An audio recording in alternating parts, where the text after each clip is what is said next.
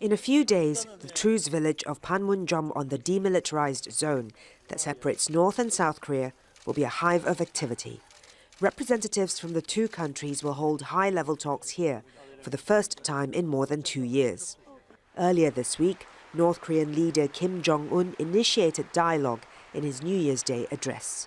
4 days later, his government agreed to hold talks.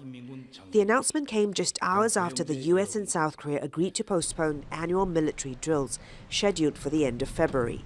These have long been regarded as provocative by Pyongyang.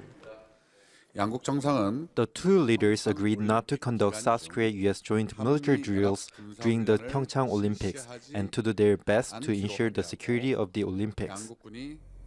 Next week's discussions will center on North Korea's participation in the upcoming Winter Olympics, as well as generally improving inter-Korea relations.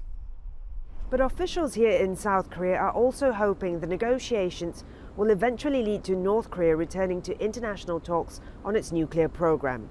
Even so, President Moon Jae-in is cautiously optimistic, saying we should refrain from making premature judgment or expectation. The Japanese defense minister also sounded a note of caution.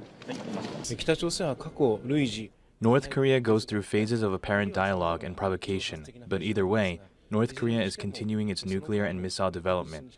We have no intention of weakening our warning and surveillance. Kim, in his New Year's Day speech, said North Korea would maintain its nuclear weapons program and even called for the mass production and deployment of nuclear warheads and missiles. From the conservative perspective, North Korea is trying to buy time.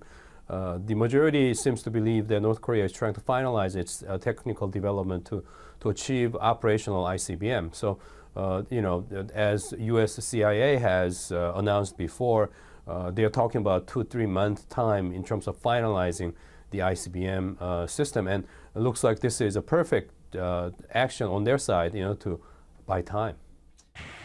Last year, North Korea test-fired 3 intercontinental ballistic missiles, or ICBMs, including one that it says is capable of reaching the US mainland.